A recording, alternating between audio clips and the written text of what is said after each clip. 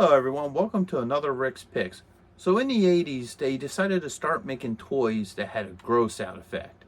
So you winded up getting such things as Mad Scientist Lab, you had creepy crawlers, and one of the most popular of these type of toys were Madballs, where what they basically did was get a foam ball and put disgusting designs on it. So it was like either a giant eyeball, a zombie, or a monster head. And they also had their own line of action figures in the 80s too, which was basically a body and the head popped off and it was your Madball. Well, recently, Premium DNA decided to make a toy line of these actual action figures. So I actually got a hold of some of them. So today I'm going to be doing my review of Screaming Headache. So without any further ado, let's take a look at this guy. Okay, so here's the packaging for it. This actually has two boxes. The first part of it is a shell. It has the Madball logo on it, the official logo, and then it's a green with the different types of Madballs all over it.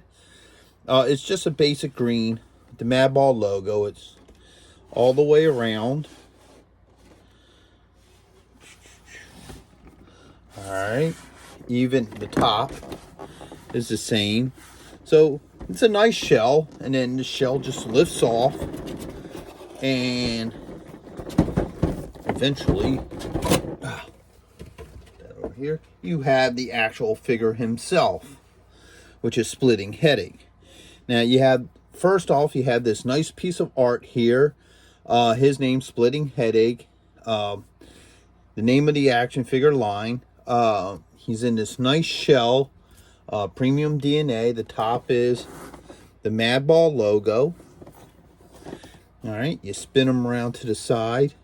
You got another nice piece of art here of the figure. Spin it around to the back. You have the figure himself, the other figures of the line, and the extra stuff that he comes for, and some of your legal. Spin it to this side.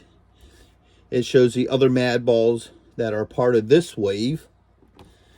And then, of course, on the bottom, you have the skew and some warnings. So, I'm really excited to take a look at him. So, let's pop him out of the box. Okay, so here's the actual figure himself. Now, first off, I want to say he's heavy. This figure has weight to it. You know, he's not like a light figure. He definitely has weight. Like, when you grab and hold on to this figure, you can feel the weight to him. Let's start off with the rotation. So, here's the side, the back, the other side, and now the front. He stands pretty easily, and that's probably just because of the mere force of weight. He does have a couple of points of articulation. First off, his head does spin. Okay. You come looking at his arm. He has a shoulder, an elbow joint here that swivels and bends up and down, and he has a wrist. You come back this way. He has a torso right here at the bottom of the rib cage. He has a joint at the thigh. He does have a knee joint. That's more of a swivel. And he has an ankle joint. So, he has all the basic points of articulation. And, yes, his head actually does come off. So, the head is removable. So, you do have that ball function.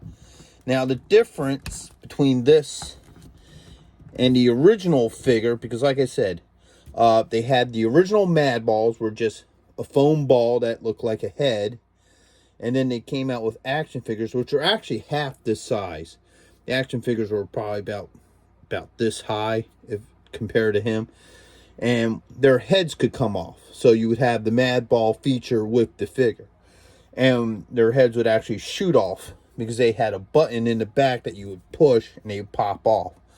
They didn't do that with these figures, which I can understand because this is more of a collector's piece. It's something that somebody's going to have sitting on a shelf somewhere. They're not really going to be running around pushing buttons and having the head shoot off. But he does come with a whole slew of neat things. First off, he comes with a bunch of hands. So he has 2 grip hands here. All right. He has 2 pointing hands. So here's one. And here's the other one. It's funny. When I broke these out of the box, I actually thought it was a different finger that he had up, not the pointer finger. And he also comes with 2 open hands. Like this. And then this is the other one. Alright. And he comes with some neat things. So he has a bone here, which is like a club with a little black widow on it. That's kind of neat. You know, he comes with a crowbar with an eye and a brain on it. So that's kind of cool too. And for when he wants to be cool and hang out with his friends, he also has a little skateboard, which is kind of neat. It's just a showpiece. Wheels don't move or anything on it. It's just meant to look cool. So let's see how well he holds his weapon. So I'll pop off these hands. Here's a grip hand here. And somewhere around here is the other grip hand. There we go. So let's take his bone piece here. Let's see how easily this goes into the hand. Ah, that's tight.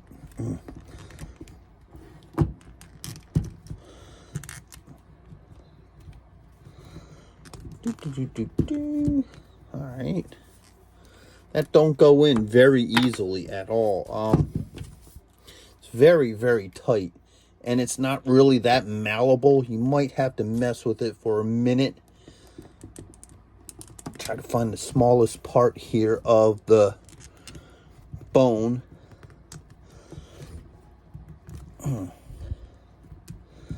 on a second. All right, there we go. So it will take work to get it in. I'm sure if you do it a couple times and you move them a few more times, you know, it'll get easier to put in. Let's try the crowbar. Let's see if that's easier, which it is. It's a thinner piece, so that just slides right in. So there you go. You can get his stuff into his hands.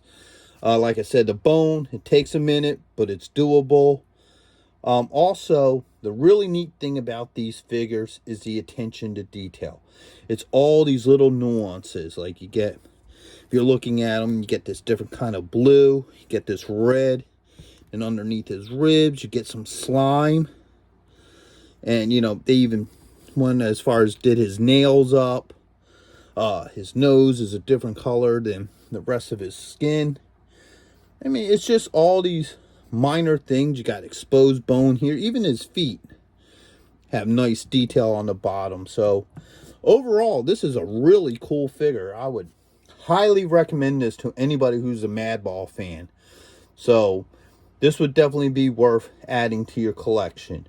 Or even if you just like gross out figures, monsters, and so forth, I think he would also be a nice piece in your collection as well. So anyway, I hope you all liked my review. If you did, hit a like, subscribe, share, and if you want, leave a comment, and I'll see you guys in the next one. Late.